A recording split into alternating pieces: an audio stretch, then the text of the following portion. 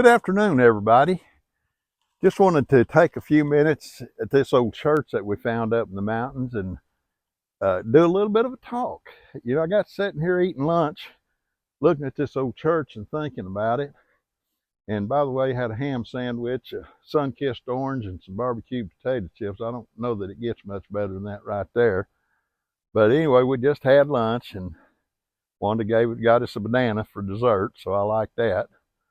But I wanted to talk a little bit about this church. This thing is over 100 years old, and 1887, that's pretty neat.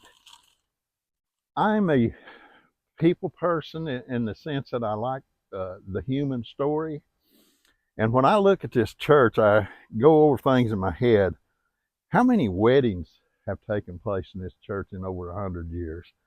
How many sermons have been preached here that's helped people over 100 years?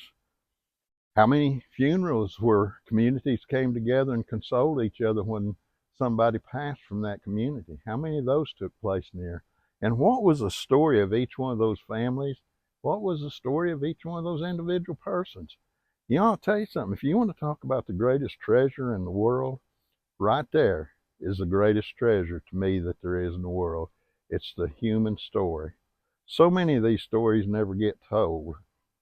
So many of them people don't ever get to hear. I used to like to sit and listen to old grandpas and stuff tell stories, and you realize that their lives was they were neat, and it's good to hear those stories.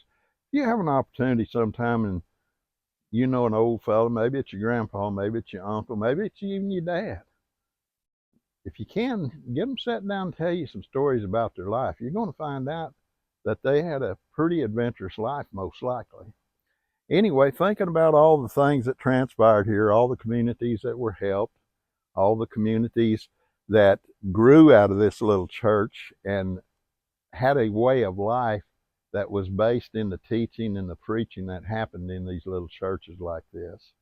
I celebrate these little churches today. I thank God for them. Anyway, that's my sermon for today. Thanks for listening, guys. Well, we thought we'd finish out this video with just a little bit of scenery and things that we got to look at while we were out on this trip today, and hope you guys enjoyed. I know it's a short video, but I kind of wanted to take off a little time today and enjoy the day. I've been working pretty much 6 and 7 days a week for weeks now, and we were just kind of tired, needed a little drive up in the mountains and a little mental maintenance. So again, sorry about the video being so short, but I hope you enjoyed the scenery. Thank you, and you guys have a good day.